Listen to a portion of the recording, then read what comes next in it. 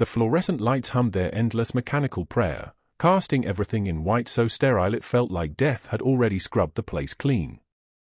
Katie Morrison checked the ventilator settings on bed for the third time that shift, not because she didn't trust the machine, but because trust was a luxury people with secrets couldn't afford. The numbers on the monitor glowed steady: respiratory rate 12, oxygen saturation 98%, positive end expiratory pressure 5. Everything exactly as it should be. Everything exactly as she needed it to be. She moved through the ICU corridors with a kind of quietness that came from muscle memory older than her nursing license. 13 years she'd worn scrubs at Oak Creek Memorial in Savannah. 13 years of night shifts and double shifts and the kind of invisible competence that nobody praised because competence that didn't make mistakes went unnoticed. Just the way she preferred. Just the way survival demanded. Her hands, as she adjusted the fall line on bed 2, showed no tremor. No hesitation. The pale scars along her knuckles, from a training accident she'd never explained to anyone, were barely visible under the fluorescent light, and she was grateful for that mercy. In her locker downstairs, behind her second stethoscope and the compression socks she never wore, sat a pair of combat boots. Desert tan, worn at the heels, the laces frayed from use. When Dr. Patterson had asked about them last month, Katie had given her the prepared answer: belonged to her late husband. Half-true was sometimes easier than truth. Half-true kept the classified parts classified. Half-true meant the Pentagon files marked redacted and the service record stamped with letters she could never acknowledge stayed exactly where they needed to be or buried. The ICU at Oak Creek Memorial ran with the precision of any military operation. 15 beds. 3 nurses per shift. A hierarchy as rigid as any chain of command, except the rank structure here was determined by titles and credentials instead of the medals nobody would ever see. Katie was the best nurse on the unit. Dr. Marcus Hargrove, the cardiac surgeon who controlled patient outcomes with the kind of territorial authority that made other doctors flinch, made sure everyone knew he was aware of this fact. He also made sure everyone knew he found her awareness of protocols, her gentle suggestions, her careful documentation, her refusal to look away when something didn't add up, deeply, personally irritating. He'd arrived on rounds at 8:53 a.m. that morning. Katie knew the exact time because she'd checked the wall clock before he stepped into the ICU. She always did. Hargrove moved through the unit like pressure systems moved through weather. His presence changed the air itself, made it heavier, made the oxygen feel thinner. He wore a Rolex that cost more than her monthly mortgage, and his shoes clicked against the tile floor in a rhythm that echoed like a countdown. His corner-cutting protocols had been bothering Katie for months. Small things. A medication order flagged 3 times before he acknowledged it. A vitals check skipped because he deemed it unnecessary. A family member's concern about infection risk dismissed with a smile that didn't reach his eyes.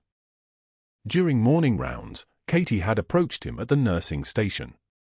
Not in front of the other nurses. Not in a way that could be construed as challenging his authority. Just a gentle observation: the patient in bed 7, post-op day 3, with the elevated temperature and borderline white cell count, wouldn't a repeat blood culture before discharge be prudent? Wouldn't that just be best practice? Hargrove had set down the chart he was reading with the kind of deliberate slowness that made her stomach tighten. His eyes had lifted to hers, and his smile had spread across his face like spilled oil. "I didn't realize we were taking clinical advice from nurses now," he'd said. His voice carried the kind of practiced condescension that came from a lifetime of being the smartest person he wanted to listen to. "Or perhaps you completed that additional medical degree while working night shift. Congratulations if so. I must have missed the announcement." Katie had felt the weight of her own quietness settle over her shoulders like armor. "No, doctor. My apologies. Just a thought." She'd already turned away before he'd responded, which meant she only heard his voice, not his face. That was better. Seeing faces during moments like that made it harder to maintain the composure that kept her alive in this place. That had been this morning. Everything had been routine. Everything had been manageable. Everything had been exactly as it had been for the past 13 years. Katie Morrison, quiet nurse, competent nurse, invisible nurse.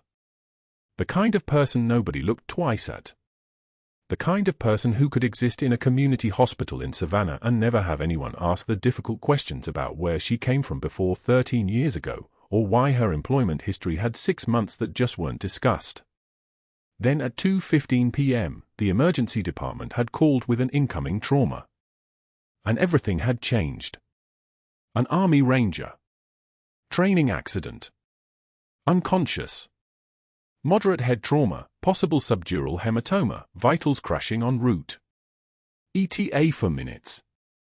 They needed ICU ready. Level 1 alert.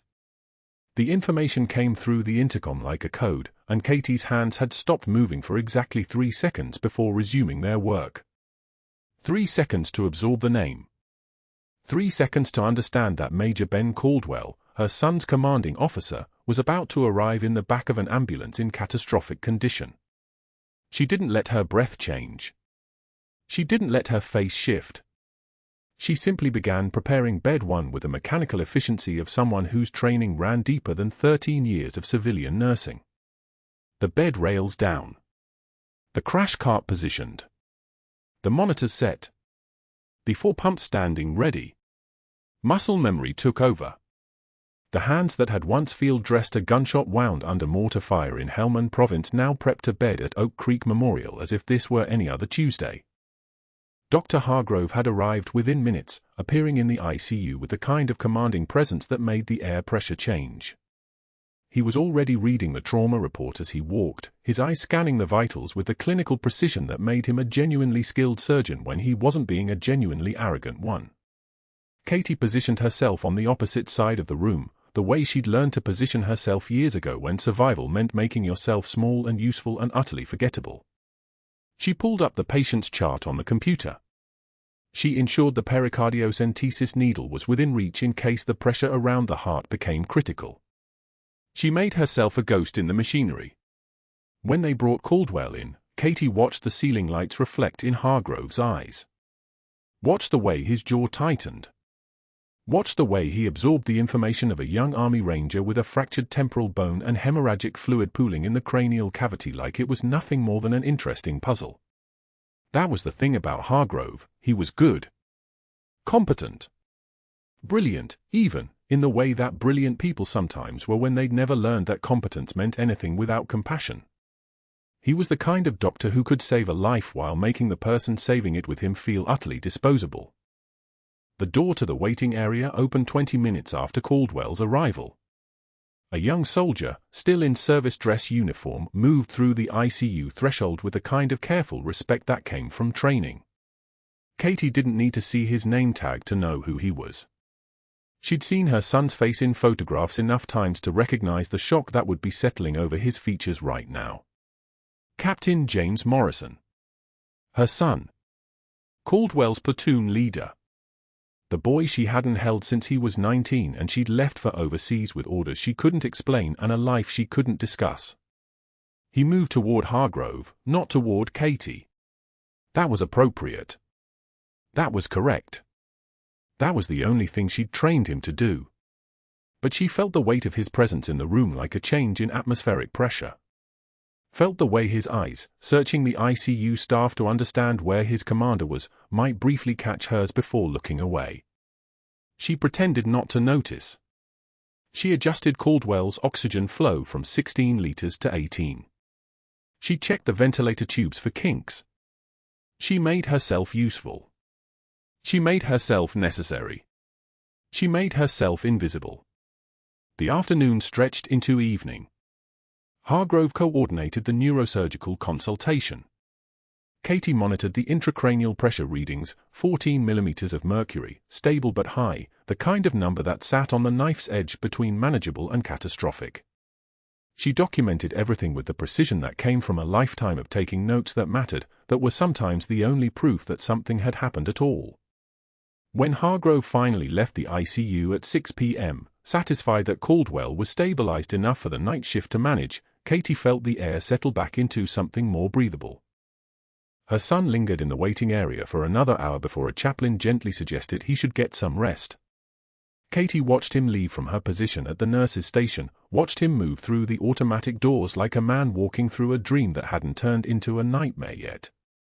She thought about the boots in her locker. She thought about the name that sat on security clearances she'd never be able to explain. She thought about the 15 years of training that had been both everything she was and something she could never mention. Then she turned her attention back to the monitors. Back to the steady beat of Caldwell's heart. Back to the ventilator that breathed for him because his brain was too traumatized to remember how to do it. Back to her work. Back to the life she'd built here in the quiet of Oak Creek Memorial, where she was just a nurse. Just competent. Just invisible. What neither of them knew, not Hargrove with his Rolex and his certainty of his own importance, not her son with his uniform and his training and his belief that his mother was nothing more than a widow managing her grief, was that the next 72 hours would unravel everything. The quiet nurse would become unavoidable. The buried past would resurface. The boots in her locker would stop being a secret. But that wasn't today. Today was just the day the Major arrived. Today was just the day everything stopped being manageable. Dr. Hargrove enters Major Caldwell's ICU room at 2:08 p.m. on a Tuesday, his white coat catching the fluorescent glare like a sail. Katie's hands are steady on the ventilator settings, fine-tuning the PEEP by 2 centimeters of water pressure, exactly what a senior chief petty officer would do during a field extraction, exactly what a civilian nurse should be doing right now. The room smells of antiseptic and the sharp metallic tang of ozone from the defibrillator pad still adhered to Caldwell's chest. Katie doesn't turn. She knows the footsteps. She knows the breathing pattern.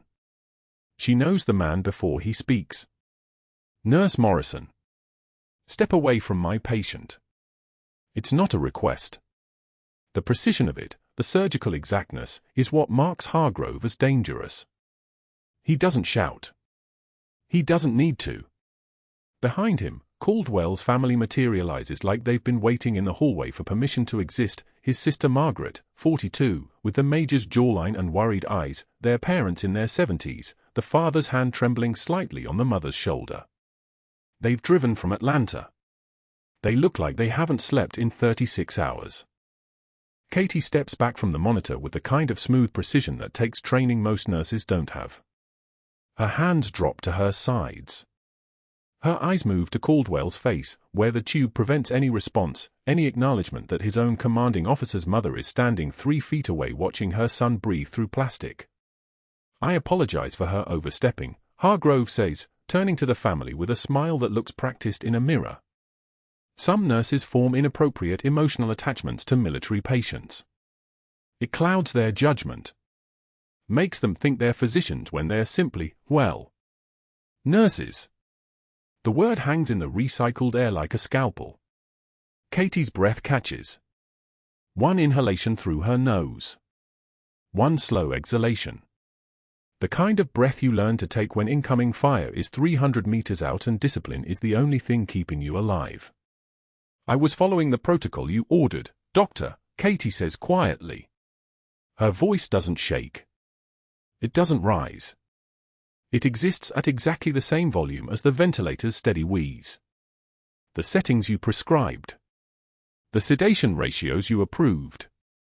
Hargrove's smile tightens by millimeters. He wasn't expecting pushback. Nurses don't push back at Oak Creek Memorial. Nurses apologize. Nurses defer. Nurses accept the hierarchies that keep hospitals functioning like operating military structures where surgeons are generals and everyone else salutes. Were you, he says, and there's a pause where the words reorganize themselves into something meaner, or were you playing hero again, Florence? The nickname lands like a fist. Florence. Florence Nightingale.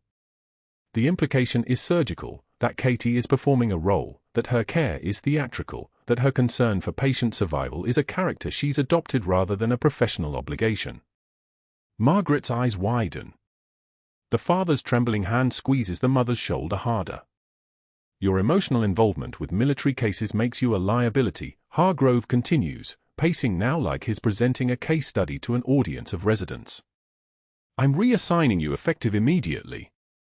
You'll transition to the geriatric floor where emotional attachment is, well, Expected, I suppose. Less dangerous. Katie stands with her hands at her sides. She is a statue carved from something harder than marble. She is the kind of still that comes from having knelt in the dust of Helmand Province while rounds snapped past like angry hornets, and the only thing between 14 rangers and obliteration was breath control and the refusal to flinch. One tear escapes. Just one. It slides down her cheek and she wipes it with the back of her hand, a single gesture of acknowledgement, not surrender. Her eyes never leave his. "You're right, Dr. Hargrove," Katie says, and her voice is steady as a surgical laser cutting through diseased tissue. "Some of us do get too attached to making sure patients survive." The silence that follows lasts exactly 3 seconds. Then Hargrove's jaw tightens. He wasn't prepared for this response either, not defiance, but grace. Not anger, but acceptance. It's the kind of response that makes bullies nervous because it suggests a strength they can't categorize or diminish. He recovers by dismissing her from the room with a wave, turning his attention to Caldwell's parents with the kind of doctor voice that requires families to nod and accept whatever mythology he's constructing about their son's condition. Katie walks out of the ICU with her shoulders level and her hand steady, but Hargrove watches her leave, and his eyes are no longer contemptuous. They're calculating. Something in the way she moved, the way she positioned herself, the way her hands had rested on that ventilator, has triggered something in his pattern recognition. He makes a mental note. He's very good at making mental notes. The next morning, Katie enters the staff break room on the ICU floor at 6:15 a.m., before shift change, before the chaos. The space smells like coffee that's been heating too long and the artificial butter of microwave popcorn from the night shift. 3 nurses are sitting at the table: Angela, who works nights, Rosa from the step-down unit, and Marcus, who's been her closest colleague for almost 2 years. They're mid-conversation about a difficult discharge. The conversation stops before Katie's foot fully crosses the threshold. Not gradually stops. Stops. Like someone's cut the audio. Like the room's suddenly operating on mute. Rosa gathers her yogurt and granola. Angela stands and rinses her coffee cup with deliberate slowness. Marcus doesn't make eye contact as he slides his lunch into the refrigerator. Within 45 seconds, the break room is empty except for Katie and the fluorescent hum and the sound of her own heartbeat, which isn't elevated, which is exactly the problem. Her heart shouldn't be able to stay calm while the machinery of professional isolation moves around her like it's choreographed. She knows what happened. Hargrove had 4 hours between dismissing her from Caldwell's room and the start of the night shift to speak to the charge nurse, the nurse manager, perhaps a few reliable staff members who understand the strategic advantage of siding with authority. He's competent enough to know that public humiliation fades but isolation compounds. A single insult stings. Social death metastasizes. On Thursday, Katie finds her performance review posted on the unit bulletin board in the hallway where visiting families walk past it. Not filed in a drawer. Not sent through secure email. Posted like an announcement. Unprofessional boundaries, it reads in Hargrove's handwriting. Inability to maintain appropriate detachment from military patients. Her name is circled in red pen. The date is 3 days old, written before the incident in Caldwell's room, prepared in advance of her removal, just waiting for the moment to surface. She's looking at it when the night shift charge nurse, Diane, approaches from the medication station. Diane won't meet her eyes. Diane, who trained Katie on the new cardiac monitor system. Diane, who had asked Katie to be her daughter's mentor in the nursing program at the community college. Diane, who is now reassigning Katie to the geriatric floor, away from critical care, away from the space where senior chief petty officers masquerading as nurses are useful. Dr. Hargrove requested the change personally, Diane says, not to Katie's face, but somewhere to the left of her shoulder. He thought it might be better for your professional development. Less pressure. Less pressure. Translation, less proximity to him. Less chance for her to question his protocols. Less opportunity for her to notice the shortcuts he takes with sedation timing or the way he orders lab work 15 minutes too late. Katie stands in the empty break room at 8:56 p.m., her hands wrapped around a mug of coffee that's gone cold, when laughter drifts through the hallway from the unit desk. Two residents, their voices carrying that casual cruelty that comes when they think they're among friends. Think she's special because she asks questions. Probably sleeping with the major, that's why she's so invested. Hargrove said she's got some kind of savior complex. Do you know how many nurses try to pull that? Katie doesn't turn. The laughter continues. The coffee stays cold in her hands. Her breathing remains even. Because she's learned something that most nurses never have to learn, and most military personnel have to survive to understand, that the moment you react to humiliation is the moment they know it's working. That composure under fire is its own kind of ammunition. But that wasn't the worst part.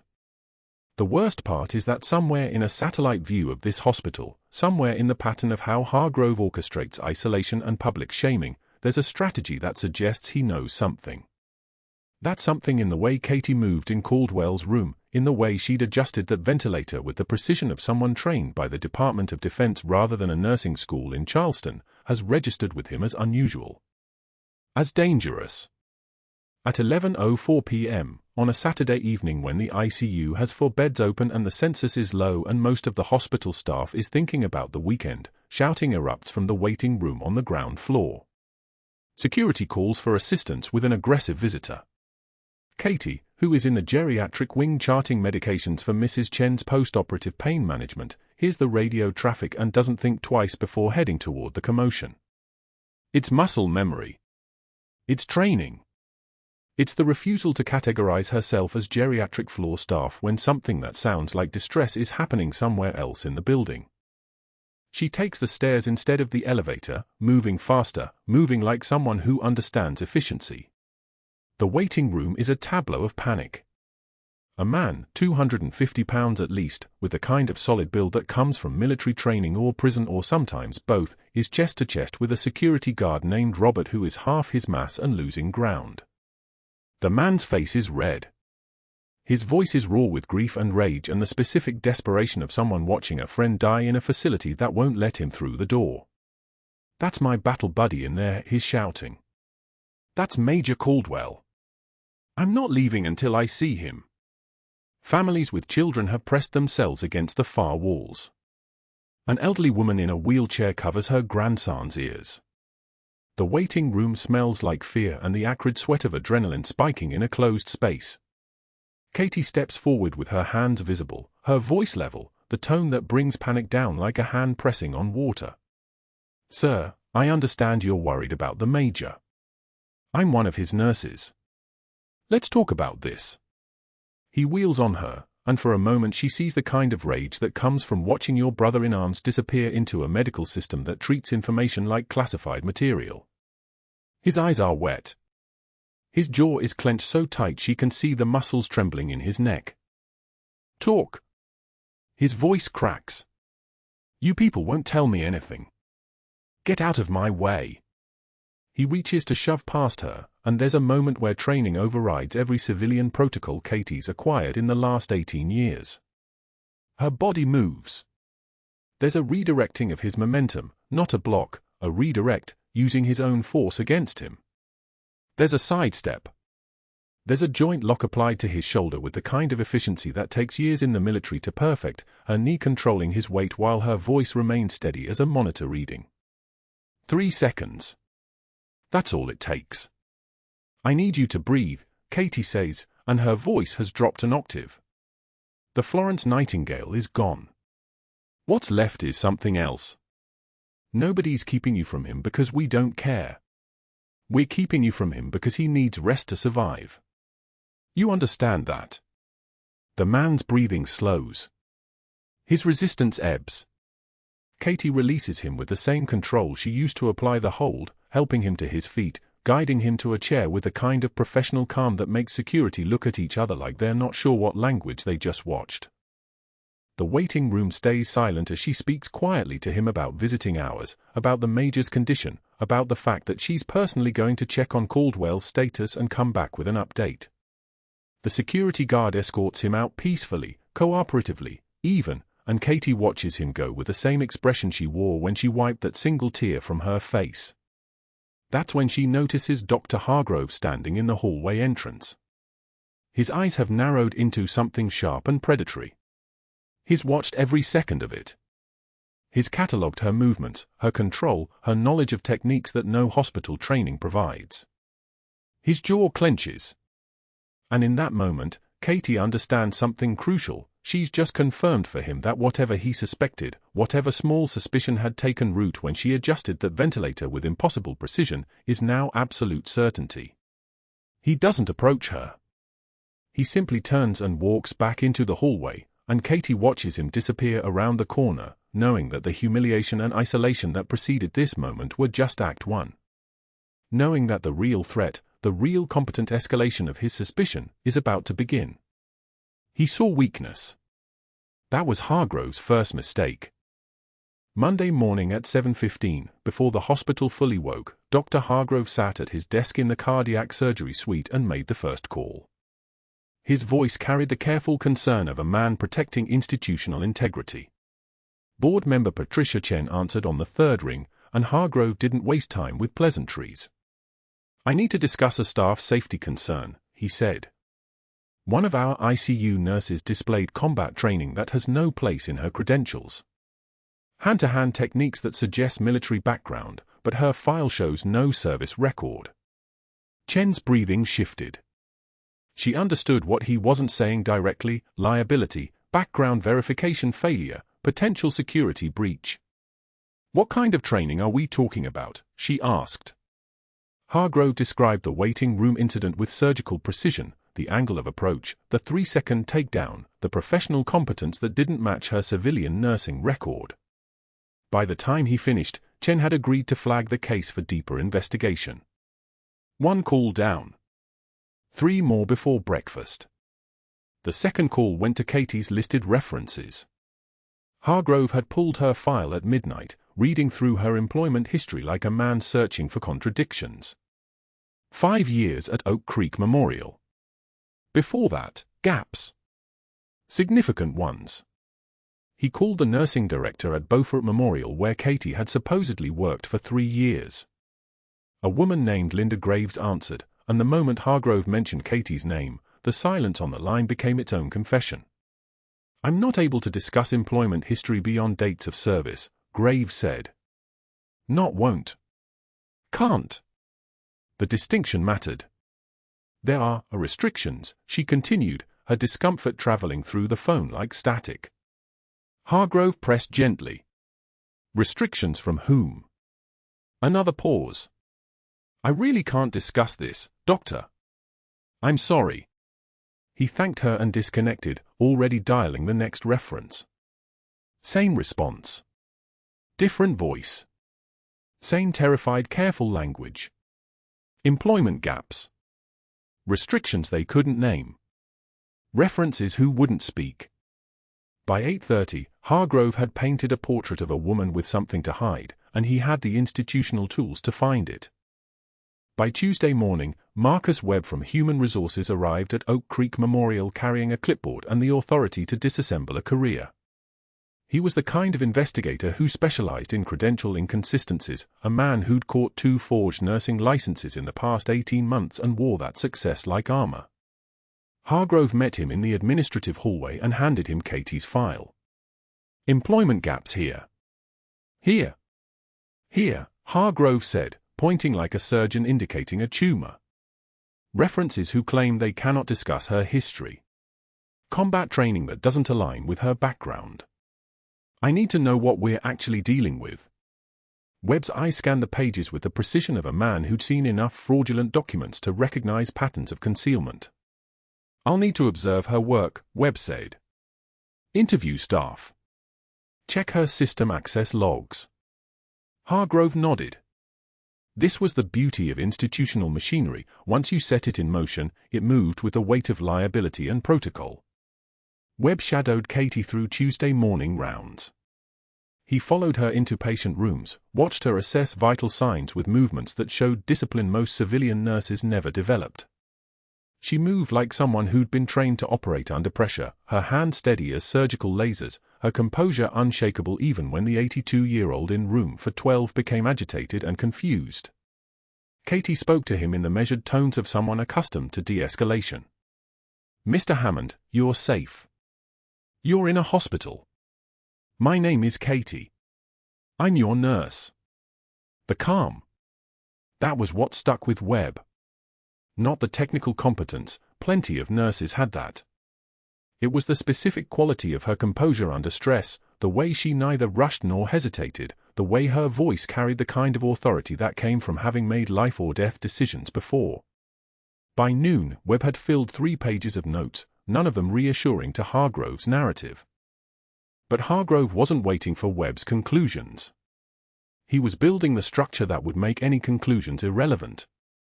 By midday Tuesday, Katie arrived for her afternoon shift to find that her ICU access had been restricted. Not removed. Restricted. She could still log into the system, but her view of Major Caldwell's chart was now limited to vital signs only, no medication orders, no procedure notes, no real-time assessments. She discovered this when she tried to check the Major's morning labs and the system refused the query. Her jaw tightened, but nothing more. She found the nursing supervisor, Janet Reeves, in the charting room and asked for clarification in a voice that gave away nothing. "Janet, I need to understand the scope of the access restriction on my credentials." Janet's shoulders tensed visibly. She was a good woman, and she hated what she was about to say. "Dr. Hargrove requested that you be assigned to stable patients only. Lower acuity. Until some things are cleared up regarding your background." Katie didn't ask what things. She already knew. How long? Until the investigation concludes. That was the word, investigation. It hung in the air between them like cordite after a firefight. Katie's response was a single measured breath and a nod. "Understood. I'll take my assignments as directed." She turned and walked toward the geriatric ward, and Janet watched her go, feeling the weight of complicity that came with institutional machinery. The whispers had already started. Staff who'd avoided her before started avoiding her more deliberately. The break room cleared when she entered. Someone had moved her personal locker items, just an inch, enough to register that someone had searched it. Katie found the combat boots still in the bottom, right where she'd left them, and she stared at them for 6 seconds before closing the locker door. That night, sitting in her car in the hospital parking lot, rain beginning to hammer the windshield like applause for a performance no one wanted to see, Katie held one of those boots in her hands. The leather was scarred from 847 missions in a province no one wanted to remember. The sole was worn down to the nylon. Inside, barely visible, someone had initialed them long ago, SCPO Senior Chief Petty Officer. The only proof she'd ever existed before Katie Morrison. She set the boot on the passenger seat and watched the rain turn the parking lot into something abstract, something that didn't belong to Savannah or the hospital or the life she'd constructed in 5 years of careful invisibility. Her phone sat dark on the dashboard. No calls. No backup. No one to call. The government had erased her records after Helmand Province. After the operation went so wrong that the Pentagon buried it entirely. 347 pages of classified files sealed under the Presidential Records Act. A dead file. A disappeared operative. That was the deal, a new name, a civilian job, a chance at the normal life they'd promised. But there were always people like Hargrove, people whose instinct for weakness and hidden strength pushed them toward the corners where secrets lived. By Wednesday morning, Marcus Webb had completed his preliminary observations, and Hargrove sat across from him in the same office where he'd orchestrated Katie's isolation. Webb's preliminary notes were damning in their specificity. She displays tactical awareness that exceeds standard nursing training. Her response time to emergencies is approximately 40% faster than unit average. Her composure under pressure, Webb searched for the words, it's not clinical experience. It's trained response. Muscle memory. Hargrove leaned back in his chair, satisfied. What about the employment history? Gaps that correlate with potential military service timeline. Her references are stonewalling. Whatever her background is, someone official is protecting it. Hargrove smiled, and it was a smile that belonged to a man who'd just confirmed what he'd suspected all along. He wasn't looking for proof that Katie was qualified. He was building the case that she was dangerous. That same Wednesday afternoon, a 250-pound man in a Ranger Tab t-shirt arrived at Oak Creek Memorial's ICU waiting room. His name was Travis Hollis, and he'd been Major Ben Caldwell's battle buddy through 2 deployments to the Coringal Valley. He was looking for his brother. In all the ways that mattered, Caldwell was his brother, and the young resident at the front desk had given him the wrong information, told him visiting hours were over, but if he came back tomorrow he could see the Major for 15 minutes in the afternoon. Travis Hollis didn't do waiting. He'd waited through 53 firefights, through 3 ambushes, through the kinds of losses that rewired a man's entire understanding of patience. He walked past the no visitors beyond this point sign and into the ICU, moving with the kind of controlled aggression that made nurses look up from their charting. He found Janet Reeves and demanded to see Major Caldwell. Now.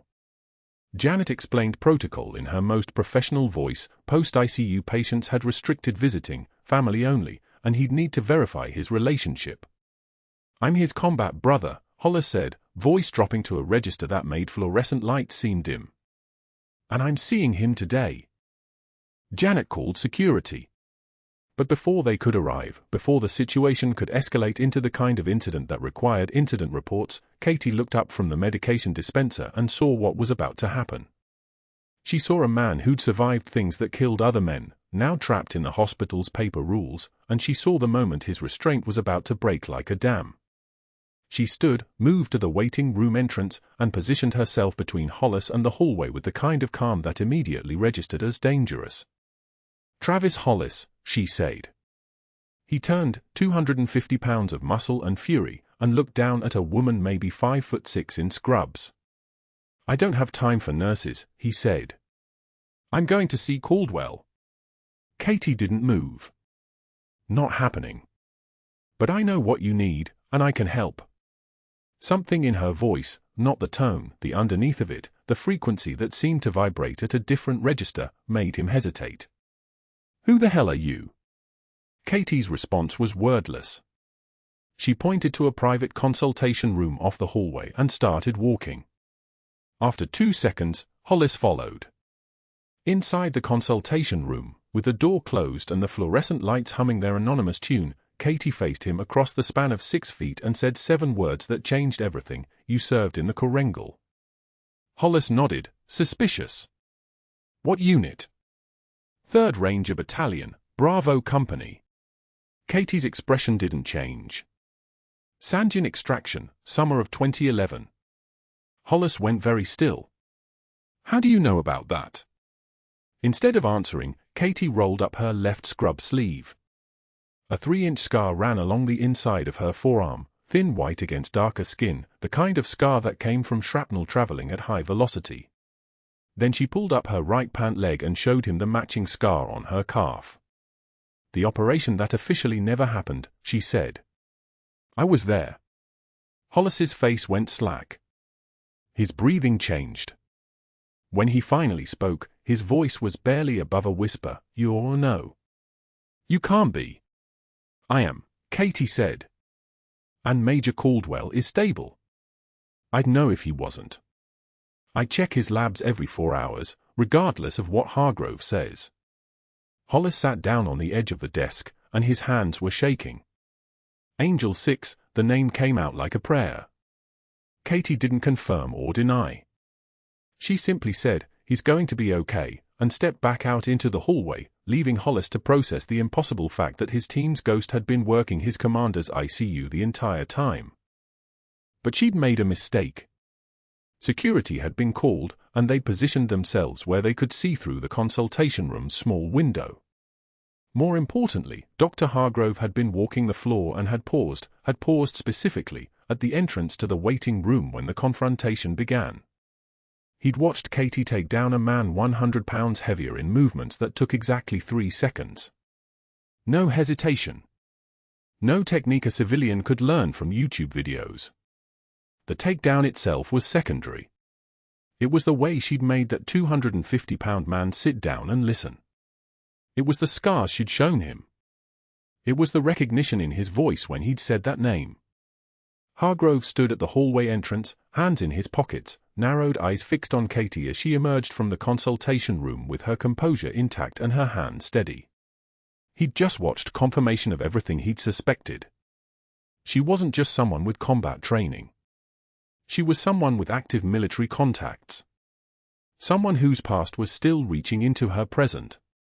Marcus Webb appeared from the charting room moments later, clipboard in hand. Hargrove pulled him aside, voice low and certain. "I want system access logs for the past 2 weeks.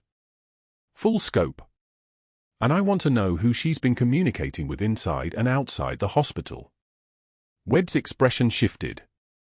This had moved beyond employment verification into something else entirely. "Dr. Hargrove, if there's a security concern, we involve exactly who I tell you to involve," Hargrove said. "For now, that's just us. Log the takedown incident as an assault that she defended against. Document it correctly, but note that her response time and technique suggest professional training inconsistent with nursing background. Get me those access logs by end of business Thursday." Webb nodded, already sensing he was part of something larger than a routine investigation, something that required careful footwork and institutional protection. That evening, Katie sat in her car in the parking lot again, the combat boots on her passenger seat, rain falling in sheets that obscured the hospital in the distance like a thing being erased. The government had promised her invisibility. They'd promised her a normal life after the operation in Helmand Province went bad.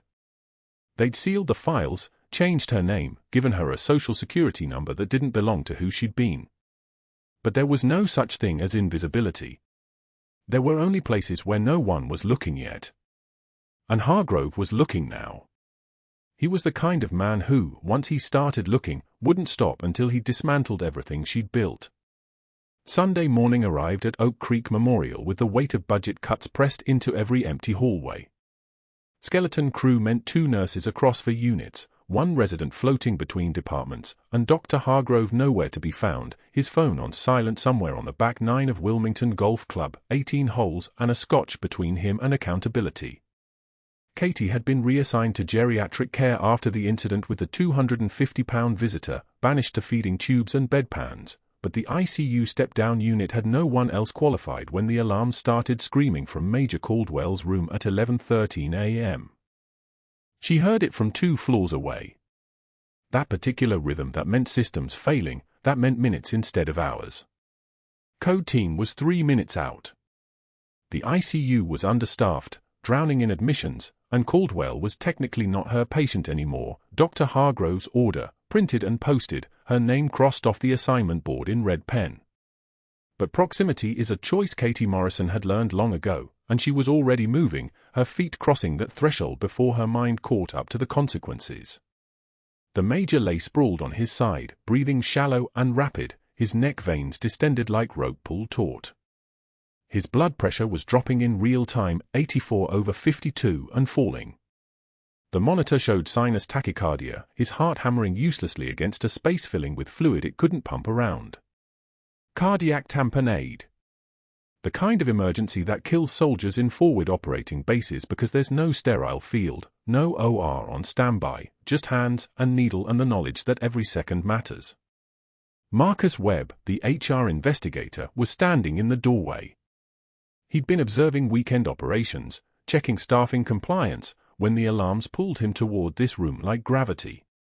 He froze when he saw Katie move to the bedside with the certainty of someone who'd done this before, not once, not in a textbook scenario, but under conditions that had real rounds coming at you from 3 different angles. Pericardiocentesis kit. Now, Katie said to the nursing assistant, her voice stripped down to essentials. No, please. No apology for the unauthorized procedure.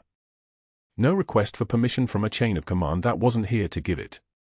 Webb's voice cracked as he found his authority. You're not authorized to perform that procedure. Katie's hands were already prepping Caldwell's chest with betadine, her fingers reading the landmarks with the precision of a violinist finding their notes in the dark. He'll be dead before authorization arrives. The Major's pressure ticked lower. 78/48. The kind of number that meant minutes.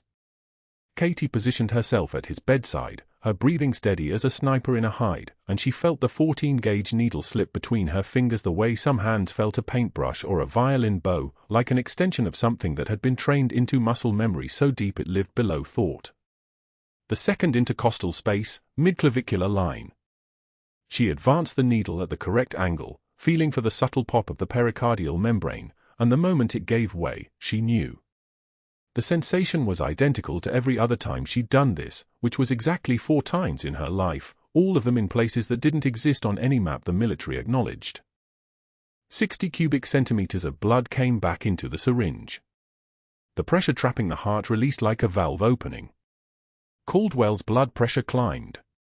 92/56. 104/62. The monitor steadied.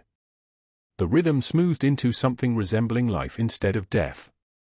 The code team burst through the door 43 seconds later, finding a patient who no longer needed them, a senior chief petty officer in a scrub top standing with her hand still resting on an empty syringe, and an HR investigator whose face had gone the color of hospital linoleum. The room went so quiet you could hear the ventilator in the next bed wheeze its mechanical rhythm. Webb's voice emerged as a whisper, "Where did you learn to do that?" Katie peeled off her gloves. Now that the Major was stable, now that the immediate threat had passed, her hands began to shake, not from fear, but from the delayed release of adrenaline, the body recognizing the crisis was over and demanding compensation. She forced them still by gripping the edge of the sink. Nursing school. But her eyes betrayed her. They were the eyes of someone who'd performed battlefield medicine under fire, who'd worked on soldiers in forward operating bases where the only anesthesia was morphine and the only table was the ground. Those eyes told Webb exactly what his investigation had been searching for, proof that Katie Morrison was not what she claimed to be. Dr. Hargrove returned to Oak Creek Memorial at 5:43 p.m., his face sun-flushed and his golf shoes still in the trunk of his car.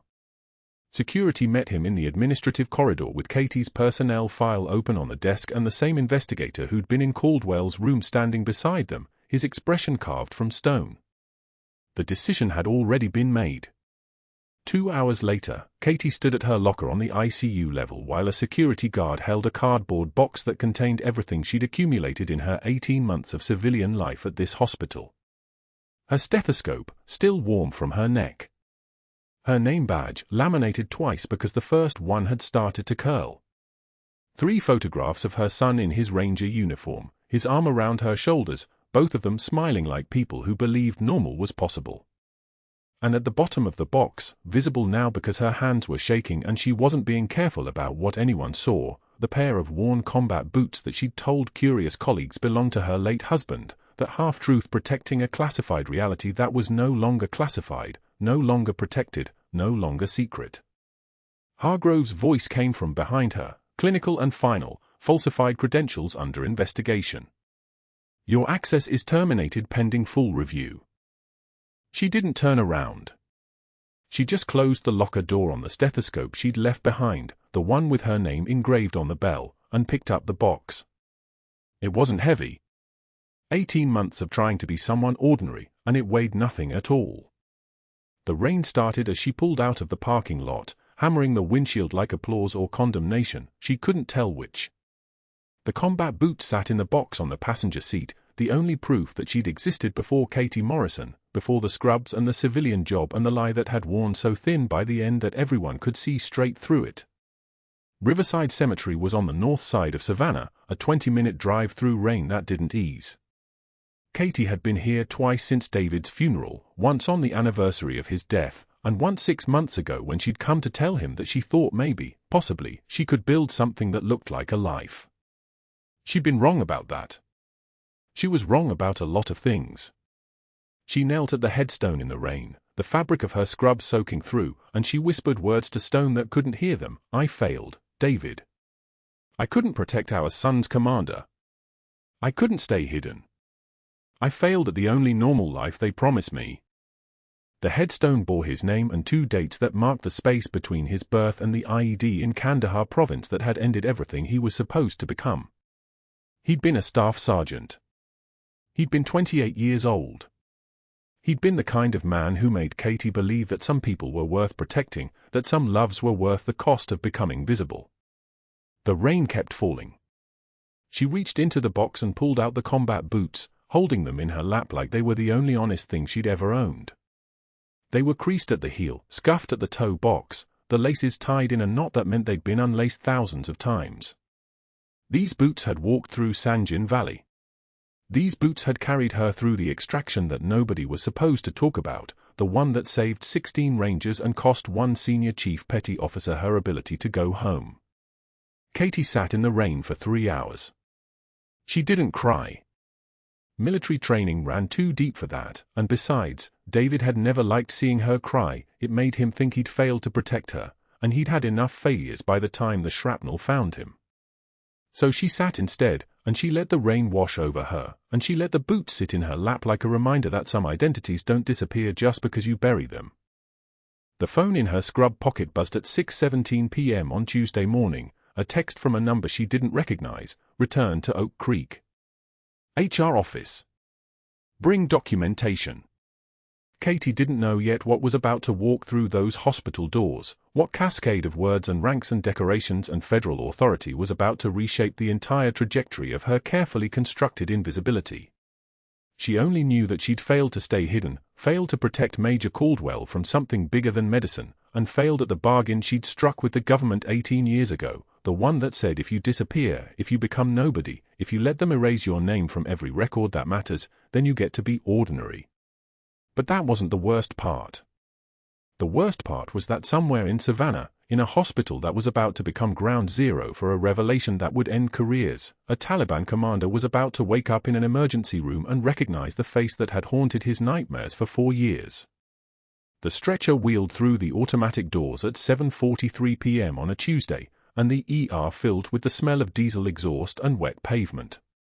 Gunshot wound to the abdomen. Trauma Bay 3. The paramedics moved with practiced efficiency, calling out vitals like they were reading a menu: BP 102/68, heart rate 114, conscious and alert, and the trauma team swung into motion with the choreography of routine crisis. Katie was returning her badge to the front desk when she heard it. A voice from Trauma Bay 3. Speaking Pashto. The words came in sharp, agitated bursts, and Katie's hands stopped moving. She knew that language. She knew those inflections. She knew the particular way Afghan dialect curved around vowels when the speaker was afraid. She moved toward the bay without deciding to move. Her feet knew the path. The security guard who'd escorted her out 3 days ago with her belongings in a box was standing near the nurse's station, and he didn't stop her. Maybe he'd already heard. Maybe the hospital had already begun to understand something was wrong with how they'd handled her termination. The gunshot patient was thin, weathered, his left shoulder wrapped in temporary bandage, his eyes scanning the ER with the focus of a man who'd learned to assess threats before assessing anything else. When those eyes found Katie, they widened. His hand moved toward the guardrail. His mouth opened and words poured out in rapid Pashto, and Katie understood every single one. Angel of Helmand. The one who disappeared after the Sanjin extraction. I know that face. I know those hands. The ER went so quiet you could hear the trauma monitor's electronic pulse. Nurses froze mid-step. The resident who'd been assessing the patient's abdomen looked up, confused.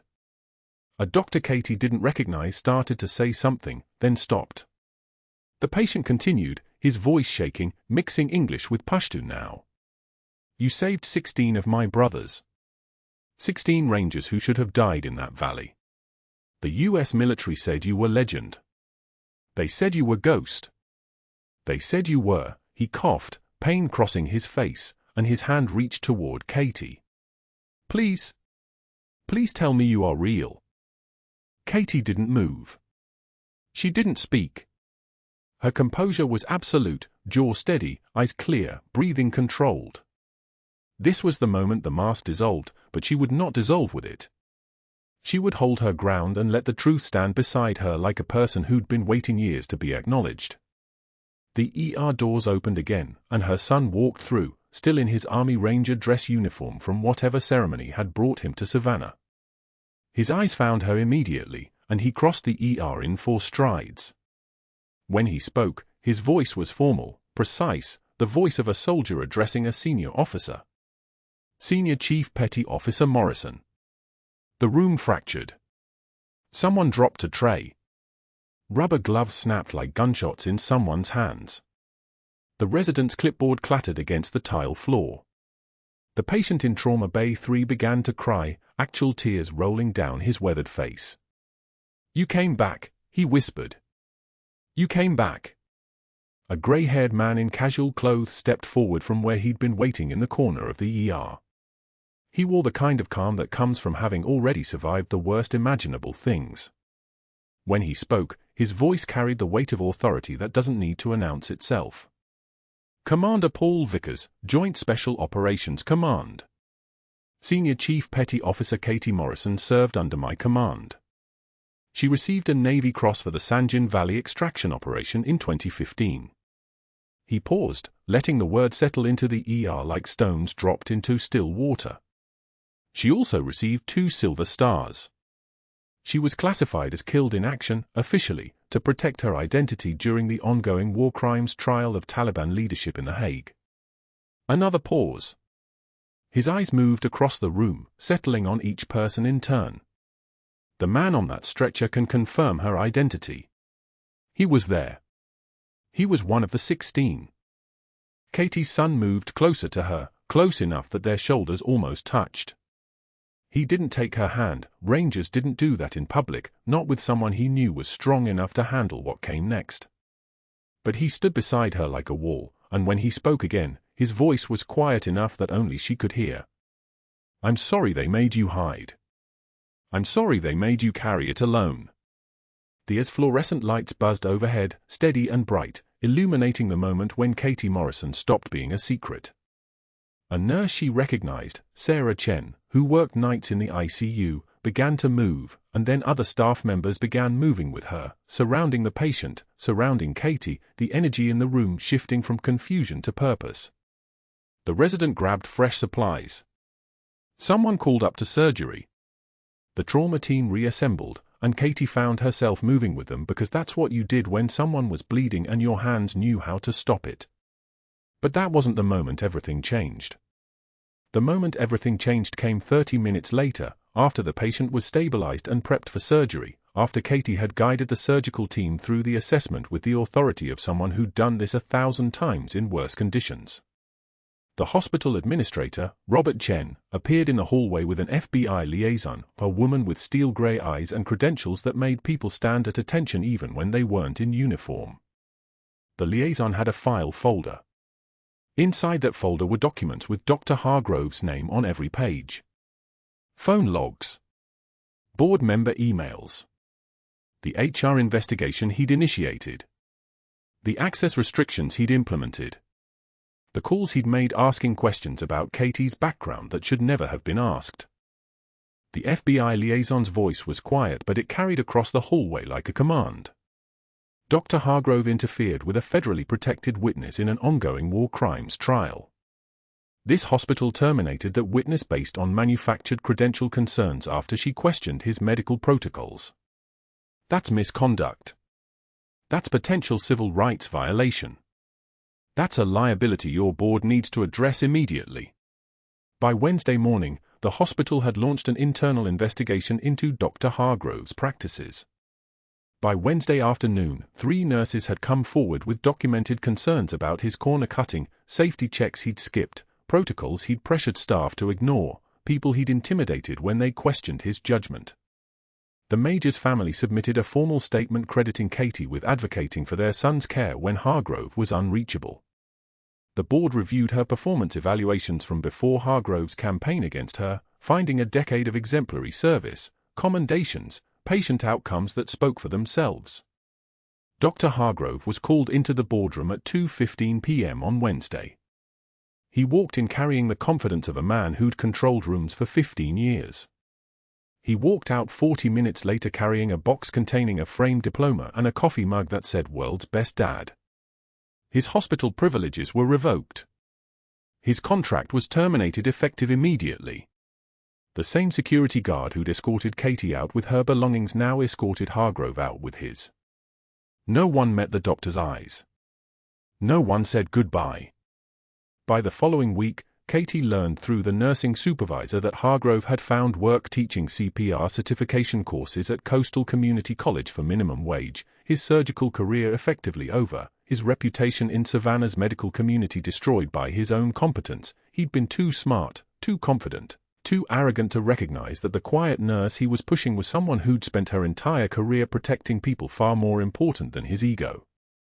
Katie's credentials were reinstated with full back pay. The board issued a formal apology. They implemented new whistleblower protections, citing Katie's willingness to question authority as a safeguard that likely saved patient lives. Commander Vickers connected her with a veterans network of others living under protective orders, people who understood the cost of classified service, people who didn't need explanations because they lived the same fractured existence, part civilian, part something the government could never quite acknowledge. 3 weeks after the Taliban commander's arrival, Katie stood in the hospital parking lot at sunset. Her son's arm was around her shoulders, his ranger's uniform catching the last light like burnished copper.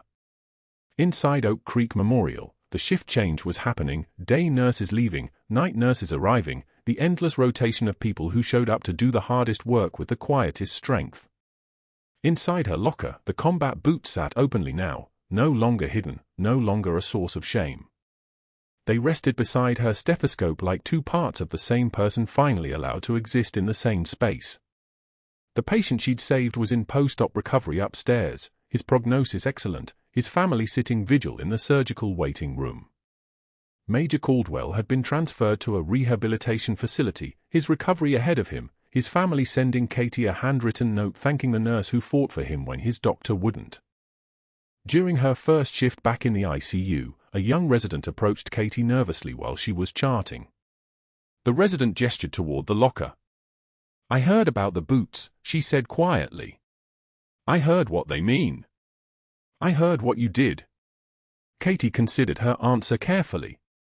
She'd spent for years learning not to speak about her service, learning to compress her entire identity into a single acceptable role. Now she had permission to be both. "You don't need a badge or a gun to be a warrior," she said finally. "Sometimes the fight is just showing up and doing what's right when no one else will." The resident nodded and returned to her charts. Katie went back to hers, finally both parts of who she'd always been, Senior Chief Petty Officer and Katie Morrison, nurse, protector, warrior in scrubs under fluorescent lights, carrying the same mission she always had, bring everyone home alive. If you've made it this far, you know the power of quiet strength. You know that the people around you might be carrying missions you can't see. Subscribe to this channel for more stories about the heroes hiding in plain sight. Leave a comment if you've ever been underestimated by someone who didn't know your real story. And share this with someone who needs to know they're never truly alone. The quiet ones are always watching, always ready, always there when it matters.